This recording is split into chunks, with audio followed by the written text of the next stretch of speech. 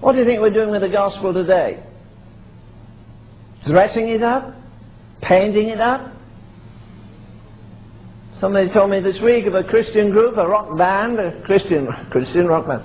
But anyhow, whatever they are, they go around, and now they've got sequins on their coats. Well, why not? Johnny Cash has them. And all the other guys have them. I mean, if the world can have them, can't we? Glitter, I mean, if we've no other glitter, we may as well stick it on the outside if it's not on the inside anyhow. And we try to steady the ark of God. We're trying to put some improvement on the ark of God. We try to do that, I think, with the translations we make of the Word of God. We try and make some of those words just a little bit more easy. As I said to some preachers I preached with this week, that if we go back, and maybe mentioned it here before, if we go back to Bible language and call sin what it really is, instead of saying somebody, you say that girl's a whore, you say, no, she's a call girl. Huh? You say about a dirty, filthy sodomite. Oh, no, he's not a sodomite, he's just gay. There's nobody wicked, they're just weak. There's no iniquity, it's just infirmity. No backsliders anymore. That's a dirty word. A lot of people out of fellowship, but backsliders, you don't use that word. Oh, how smooth. I remember reading a story of Mr. Whitfield where he was particularly angry one day. I'd like to have heard Whitfield. I think it had been right up my alley. He got mighty furious about the possessions the devil had.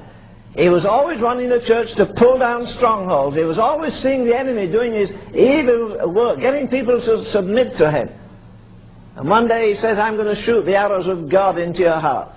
And he said, he mentioned an arrow, and he pulled the arrow back like this, and the congregation ducked, you know. And he was, well, that's the way to preach. If you can get them to do that, at least you've got them halfway down to the ground, and maybe when you get them halfway down, you can push them the other half.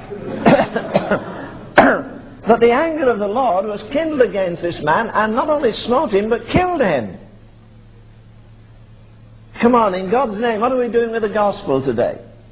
Isn't it getting more emasculated? Isn't it getting more Hollywood style? Don't you miss the absence and the glory of God? Why? They got the very presence of God inside, and that's all we need. There's an old hymn that says, God's presence and His very self, an essence all divine. I'll ask you again, I've asked you before, when did you last go out of the sanctuary? Tiptoe, because God would reveal His holiness and His majesty. We go out very much the same way we came in. Go out and say, hey, I like your dress. Someone like that in Sears myself. Wish I'd have got it. Or I like some other trivial thing that's got nothing to do with eternity and nothing to do with God.